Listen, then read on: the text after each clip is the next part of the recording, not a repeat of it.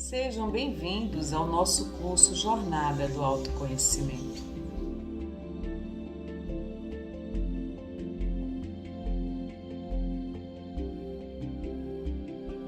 Não se esqueçam de se inscreverem no nosso canal, dar o seu like e fazerem seus comentários.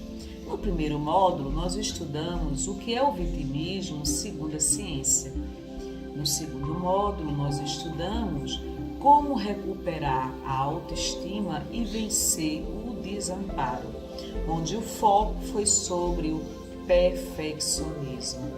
Neste terceiro módulo, nós iremos estudar o tema procrastinação.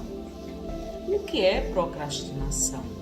É o ato de postergar ou adiar uma tarefa ou um conjunto de tarefas. Normalmente, esse adiamento ele entra em conflito com os nossos objetivos, metas e sonhos. Todo procrastinador, ele tende a ser uma pessoa extremamente ansiosa. Quando você procrastina, você tem maior probabilidade de fracasso, obviamente. Porque em busca das condições ideais, das situações ideais, você deixa de fazer o que é necessário no momento atual. Então, a procrastinação nos traz os piores resultados para a nossa vida. E isso parece ser extremamente contraditório para aquele que deseja os melhores resultados. Então, há de se perguntar quais são as raízes da procrastinação. Por que alguém tem essa característica de procrastinador? Vamos agora identificar quais são as raízes. Primeira delas, mentalidade fixa negativa. Então, essa mentalidade fixa negativa produz expectativas negativas quanto ao futuro. Então, com medo do insucesso, do fracasso, você acaba se auto-boicotando. Veja, um processo interessante esse, o auto-boicote, não é? Você tem tanto medo de fracassar, tem tanto medo de se dar mal, que você acaba não realizando aquilo que você idealiza, que você sonha, que tem por objetivo ou meta. Uma outra raiz é o grau de motivação naquilo que você está fazendo. Quantas vezes o que nós estamos fazendo não nos motiva? Estamos fazendo por mera obrigação, por mero cumprimento de dever. Então, entra-se em conflito entre o que nós idealizamos e o que nós estamos fazendo. E isso nos gera desmotivação e, por que não dizer, falta de engajamento naquilo que nós estamos realizando.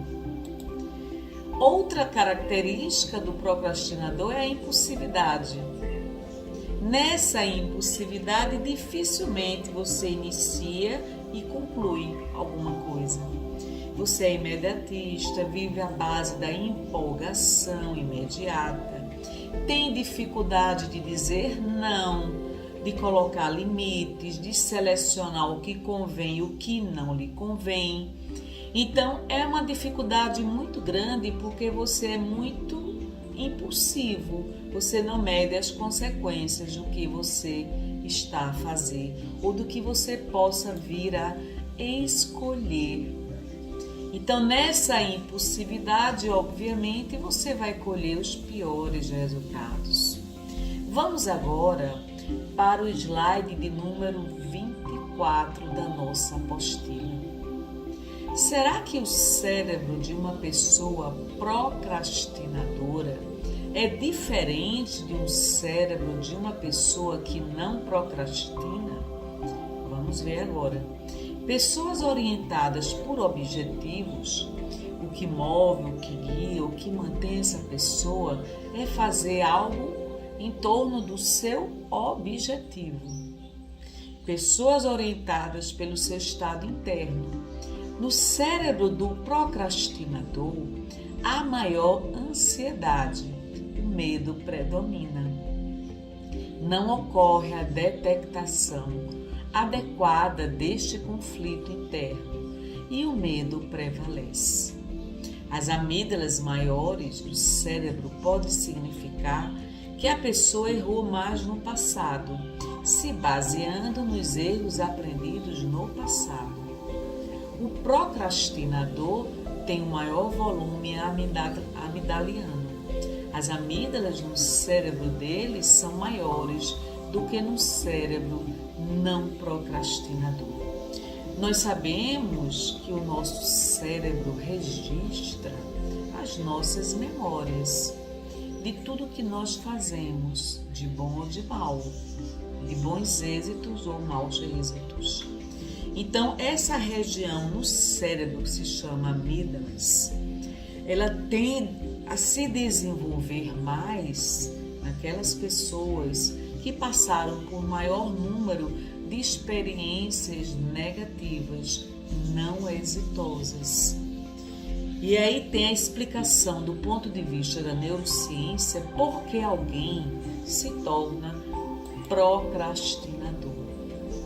Então, nessa negatividade, insegurança, medo, pessimismo, ansiedade, o nosso cérebro ele parte das seguintes premissas. Preste mais atenção ao que é negativo. Por quê? Porque o que é negativo lhe prejudicou. O que é negativo afetou a sua qualidade de vida. É um risco à sua sobrevivência. O nosso cérebro ele tem por função manter a nossa sobrevivência. Tudo que for negativo pode, direto ou indiretamente, afetar a nossa qualidade de vida. Então, essa premissa ela é básica. Preste mais atenção ao que é negativo. Segunda premissa, produza mais afetos intensos perante o negativo. Porque ao produzir mais afetos intensos perante o negativo, esta memória ficará muito vívida na sua mente. E você tenderá a não repetir os mesmos erros. Obviamente, você já sabe as consequências dos erros anteriores e você tenderá a não repeti-los.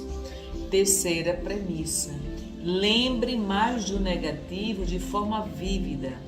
É o viés da negatividade. Então, para cada ação negativa, você precisará desenvolver 5 ações positivas para que haja a substituição dessa memória, dessa lembrança que está tão vívida na sua mente.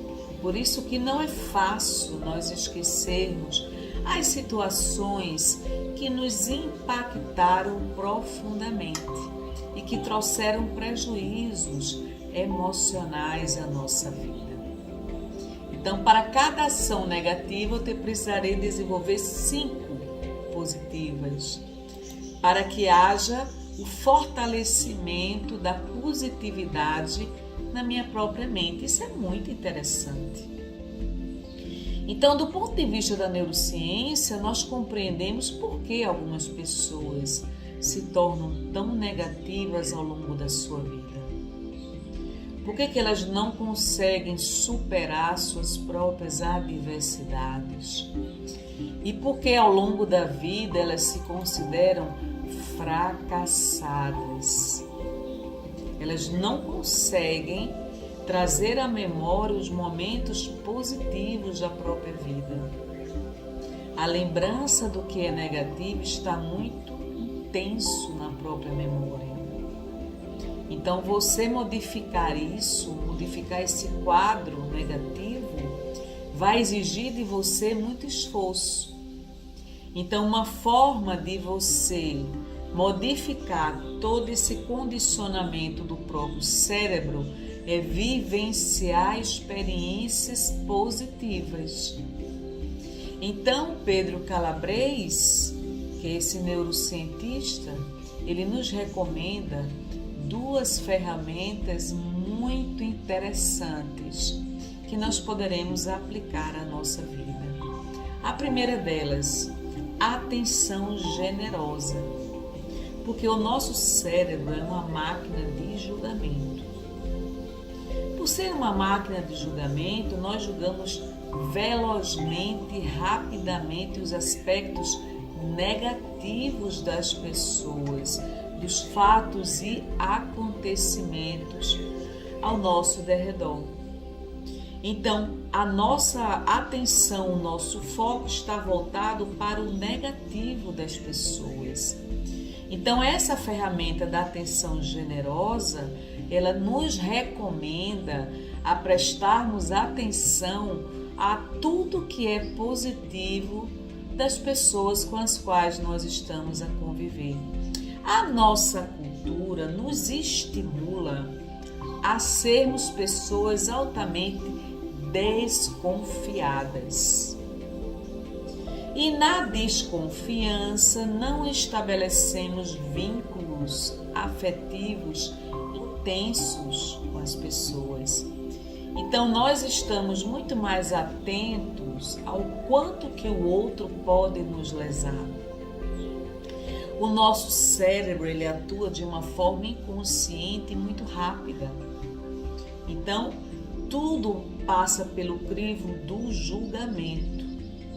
Nessa ferramenta da atenção generosa, o que se recomenda é, ao se lembrar de alguém, ao lidar com alguém, você emita o seguinte pensamento: eu quero o teu bem, que tenha paz e prosperidade.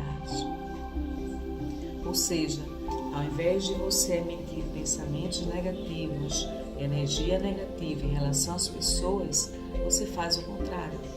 Você vai emitir bons pensamentos, desejar o bem, porque aí você vai modificando esse condicionamento negativo. Uma outra ferramenta que ele nos ensina muito interessante é o exercício das 3 bênçãos. Neste exercício, nós vamos anotar num caderno antes de dormir quais foram as 3 coisas positivas da nossa própria vida, do nosso dia a dia. Porque se nossa atenção está tão focada para o negativo, para a negatividade, eu tenho que agora treinar a minha mente, treinar o meu cérebro para observar as coisas positivas. E como eu posso treinar? Destacando, enaltecendo tudo que foi positivo ao longo do dia. E ao fazer esse tipo de anotação, eu vou registrando na minha memória, no meu cérebro, um conjunto de ações, atividades ou situações e fatos que me geraram alegria, bem-estar, não é? Me geraram a sensação de que vale a pena a vida ser vivida, me trouxeram felicidade. Quantas coisas estão acontecendo na nossa vida e que passam desapercebidas? Por que elas passam desapercebidas? Porque o nosso foco não está direcionado para a positividade, sim para negatividade, para as coisas que nos afetam, que dificultam a nossa sobrevivência. O nosso cérebro, ele foi treinado ao longo dos milênios para nos manter vivos. E nós trazemos tudo isso como condicionamento. Então, modificar esse condicionamento da negatividade é algo urgente. Então, essa atenção generosa é a gratidão diante da vida, a gratidão diante das pessoas, a gratidão diante das oportunidades que surgem na nossa vida. É um exercício altamente recomendável para modificar essa tendência à negatividade que nós temos. E essa tendência à negatividade, nós poderemos modificar isso.